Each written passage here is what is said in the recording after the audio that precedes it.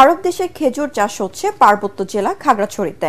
বাণিজ্যিকভাবে এই খেজুর চাষ করে তাক লাগিয়ে দিয়েছেন কৃষক নূর আলম। এবছর অন্তত ৫ লাখ টাকার খেজুর বিক্রির স্বপ্ন দেখছেন তিনি। খেজুর গাছের টিস্যু কালচারের শাখা চারা বিক্রি করেও লাভবান হচ্ছেন মিশ্র ফলের এই বাগান মালিক। পাহাড়ে সৌদি খেজুর চাষের খবর পাঠিয়েছেন খাগড়াছড়ির প্রতিনিধি আবু দাউদ, জানাচ্ছেন শরীফুল ইসলাম।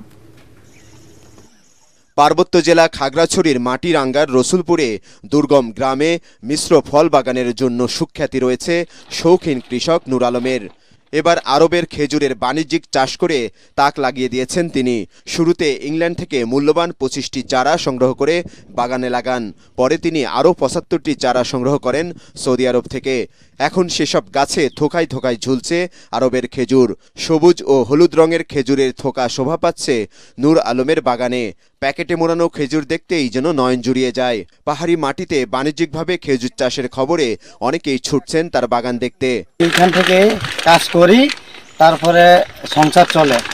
খুব চমৎকার পরিবেশে একটা বাগান, পাহাড়ের মাটিতে।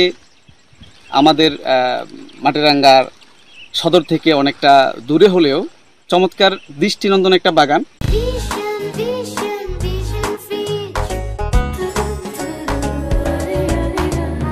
২০১৯ সালে খেজুরের চাষাবাদ শুরু করলেও গত ৩ বছর ধরে সেসব গাছে ফলন আসছে। গত বছরও ২ লাখ টাকার খেজুর বিক্রি করেন তিনি।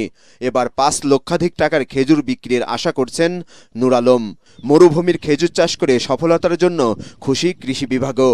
অনাবাদী পাহাড়ে খেজুর বাগান সম্প্রসারণে উদ্যোগী হওয়ার কথা জানান কৃষি কর্মকর্তারা। এই খেজুরের টিস্যু কালচার চারাগুলো আমি প্রাথমিকভাবে ইংল্যান্ড থেকে সংগ্রহ করি ২৫টা চারা। তারপরে ধাপে ধাপে আমি ১০০ চারা পূর্ণ করি। এর মাঝে ৩টা ধাপে চারা, 2টা ধাপের চারার মধ্যে আমার ৭০টা গাছে এই বছর আলহামদুলিল্লাহ ফলন আসছে। ওই কৃষকের বাগান পরিদর্শন করি। ওই বাগানে অনেকগুলা খেজুরের প্রায় ১২০ থেকে ৩০টা গাছে ফলন এসেছে এবং গত বছরের তুলনায় ফলন অনেক ভালো।